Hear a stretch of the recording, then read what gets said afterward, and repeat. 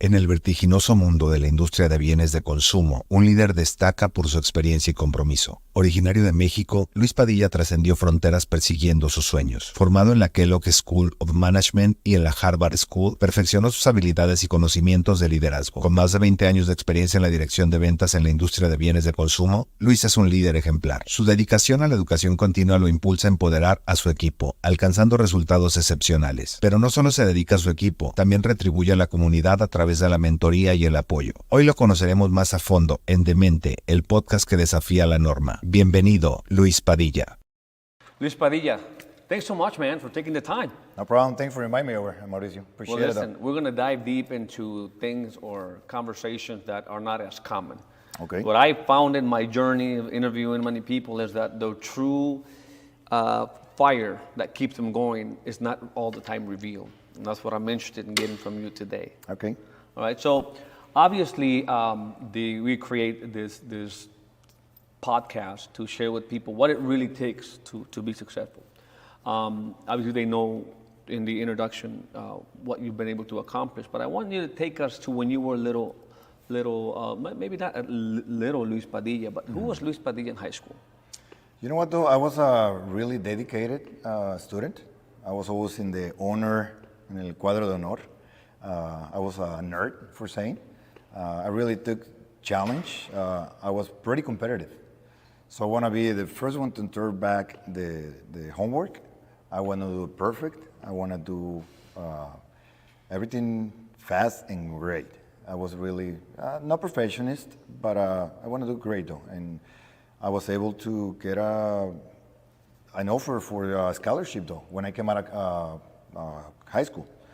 Unfortunately, I couldn't take it because my family situation. My oldest brother took a scholarship before me, two oldest brother. Okay. Didn't go that well with my family, so my father told me, like, you know what, though? I don't think it's good for you to move to Guadalajara at this point, even with scholarship. So always, really competitive kid. And the reason I started there is because by that time you have a certain character already developed.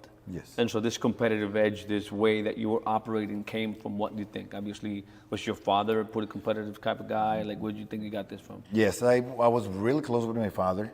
They always grew up in Casa Comerciantes, in the business. Well, I grew up in the tortilleria, tostaderia business. We have a couple of stores. Abarrotes Padilla. So I grew up in the business. He was a pretty aggressive salesperson in town. Everyone knew him. He was popular. I liked that. I saw my father when I was growing up, and I loved to spend all the weekends, 6 o'clock in the morning. I used to wake up on Saturdays instead of me watching cartoons, Scooby-Doo and all those cartoons. My favorite thing to do was go with him to the tortilleria, to the molino, 6 o'clock in the morning, every Saturday and Sunday. I love to grow up with him, listen to his stories, listen the way that he interact with people. That for me has been one of the basics. The way that he respects people, the way that he talks to people, the way that he helped the community though.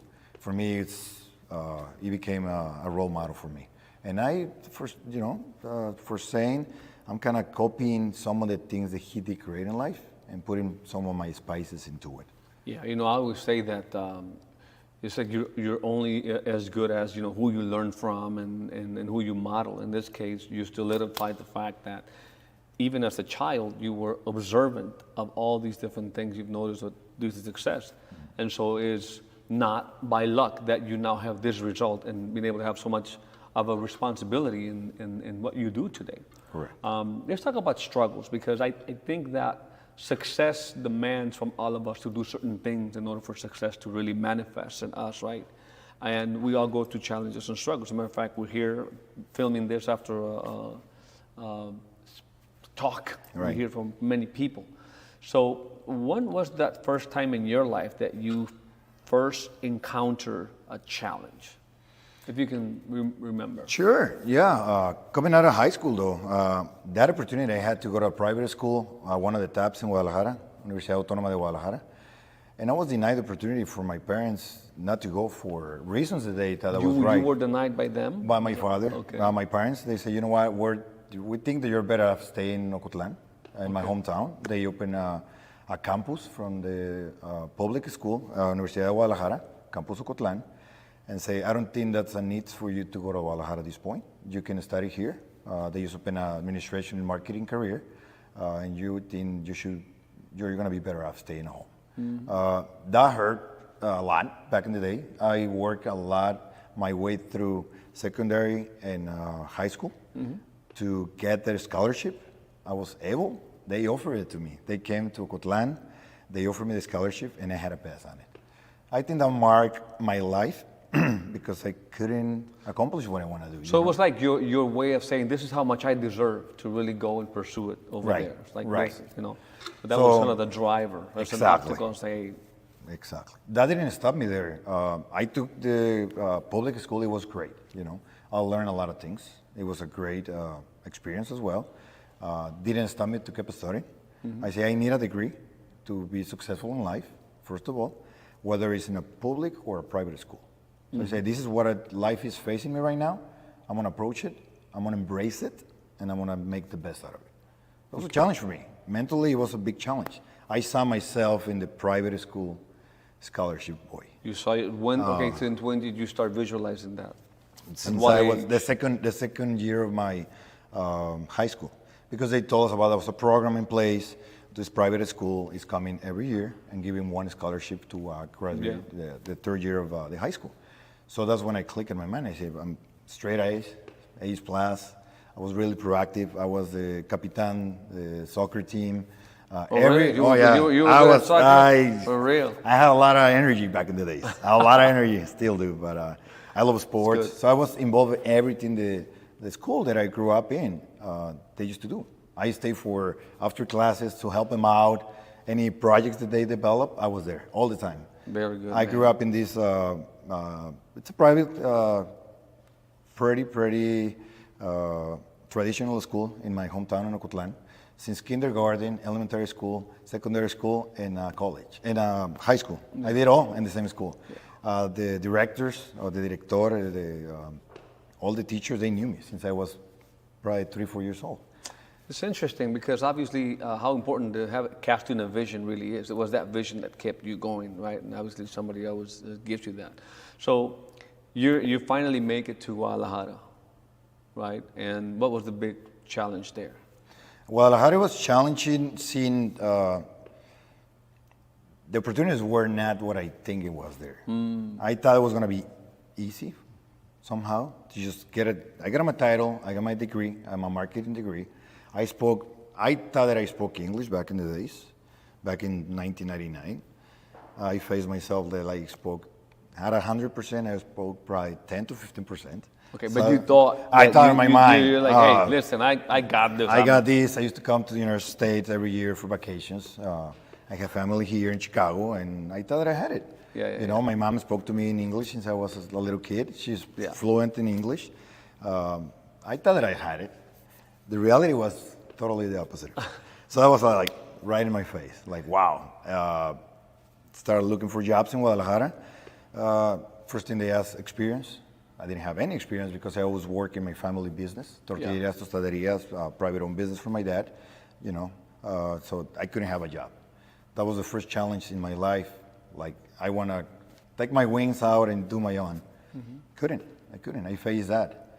I stayed in Guadalajara. I stick around for a couple months, trying to find the right job, but I couldn't. And I saw that my way of living out of college, it was creating a little problem in my life, that I was too comfortable.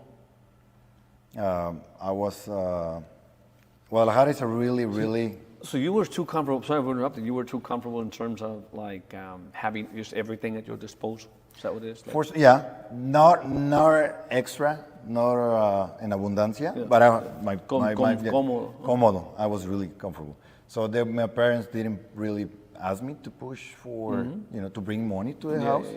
They were still providing for me. So I was comfortable. We had a house, we had everything that we need, but didn't fulfill me what I was doing in my life. And I think I was going in a little left direction instead of right direction. If I would have kept doing that, I don't think that would ended up the way that I want to be. Okay. How did you, if you take us to, how did you end up doing what you're doing today, because you obviously have an important, position in what you do in a great company. What would you say had made you to be worthy of having that position? You know what though, as I mentioned, growing up in the business, my family business, all the learnings that I took from him. When I got in the States, the first position that I had as a supervisor of sales in the same industry. Lucky enough to work in the food industry. I worked for this importer of Mexican produce here in Chicago. So the owner used to import a lot of products from Mexico. He hired me as a sales rep. Then I got promoted as a supervisor.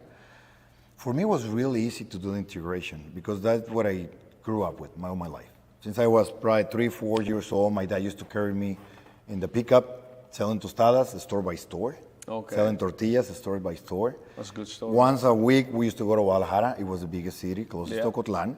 Buy all the merchandise that we need to sell at the Barrotes Padilla, at the grocery store. So we owned a grocery store back in the days. So going here in the States, coming back here, and then start working for an import and export company doing CPG, customer packaged goods products, I thought of myself, like, this is what I've been doing all my life for. Without knowing, my dad was training me for something bigger for me. Exactly. And they never catch my, my mind. That thing that was my propel, that would push me for the opportunities. And I think one of the things you mentioned in your talk was that, a lot of the obstacles actually made you stronger, right? And we'll speak about that.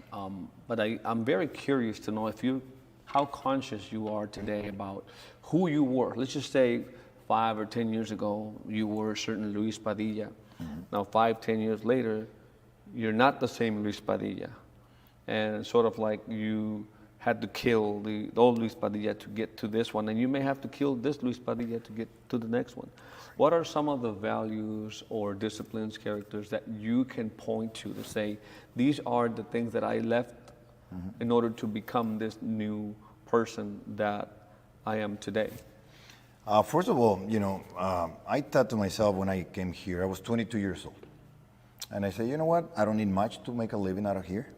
As long as I can pay my rent and take some money to have fun, have a nice dinner, have some friends, have a couple drinks here and there. That's enough for me back in the days. That was 23 years ago when I immigrated from Mexico. 5 years later, I started making a little more money. I started, as a car sales representative, I started making good money, decent living. And the better that I get, the more money that I get, the better life I want to get. Yeah. In order for me to evolve to the next, I had to kill my old habits. But at that point, I say, I enjoy what it was, and I'm ready to take the next step. And then 5 years after, it was my second step of life. And I embraced, I had a change, and I did it. And I adapted myself to the new me. More prepared. Now everything was in English. I had to force myself to speak English every day and merge into the American culture. I had to Americanize myself. And, I adapt. 5 years later, I took another position, now in the food industry. And again, I had a change. My friends, I changed my friends. It's only a couple of friends that I still hanging out since I got here in the States. That's a great point. Yeah, that's a great point. And I had to adapt. Yeah. I couldn't keep, and no offense to anyone, I couldn't keep having the same friends if I wanted to. So you can't get this thing you want it's like you have to let things go to allow the new things to come in. Correct. Otherwise, no change is going to come about. Correct. Making those things. So I think that's a great point you're making. Yeah. Always surround myself with people that give me value. You mentioned a lot of the word value. Yeah. I love it. You got to surround yourself with people that give you value. And I'm a big believer of it, Always get with the right people, and it's going to be, you will do good. A common denominator I find in people who are having success is they always kind of have a big vision towards the future. Do you want to share with us, where does Luis Padilla sees himself moving forward? Sure. Right now, I set myself a goal in the company, in the organization, where I started 12 years ago in SÍGUE, my current employee provider. I say, you know what, I want to develop, not the company, because it's a huge company, it's a global company, they're really successful, but I can do an impact with my team. When they hired me, I was overseeing, I was in charge, I was leading 15 people. When I got in the company, they were doing good. They were doing okay, they were doing good, they were successful. But I thought that I could have teach them some of the knowledge that I already had. Yeah. That someone passed along to me. I had a great mentor back then, Señor Galvez, a guy from Spain. He got me as his right wing, and he taught me a lot. So I say to myself, I gotta give that back to the community, give that back to the people, because it's wrong for me to assume the people know what I know. Absolutely, yeah. It's You so can't wrong. assume. You cannot assume. You cannot assume. So I say, I'm gonna try to give them some of my knowledge, and hopefully they can take something out of it and make themselves better. I'm a big believer of talent, develop talent. That's a lot of talent out there. Leadership. I love it. That's my mantra at work. And I told him, I'm not a director of sales. I'm a talent developer in here. I help you guys, I help you guys to develop your best out of you, because there's a lot of talent out there. A lot of immigrants work with me, first and second generations. Most of them, they're Hispanic, Latinos. Yep. Now we have a lot of Venezuelans. Diversity is great. I believe in diversity. So right now, Chicago is getting a lot of different ethnic countries that are coming over. The true melting pot. The true melting pot is melting pot getting here, bigger so, now, which is great. It's a great thing that's happening right now in Chicago. And we gotta help them. We went through that path. I've been here for 24 years. Absolutely. I went through that. I was fortunate enough to have someone as a mentor to guide me through. I want to give it back to people. Yeah, I heard one time I said in closing, that one of the most noble things someone can do is to lead. And then that is obviously being supportive of others, leadership development. Listen, I want to thank you for giving us this value. We'll be watching you, and I'm sure people will be watching Luis Padilla and his journey to where you're going. We have nothing but to wish you much of success and to thank you for the leadership that you're showing for the Latino community, man. Thank you very much. So much. Thank you for the invitation, Mauricio. Remember, we're going to put Luis Padilla's handle right here for you to follow him, and make sure that you should also share this to the people that can get some value from it. Take care. We'll see you next time. Take care. Bye. Bye.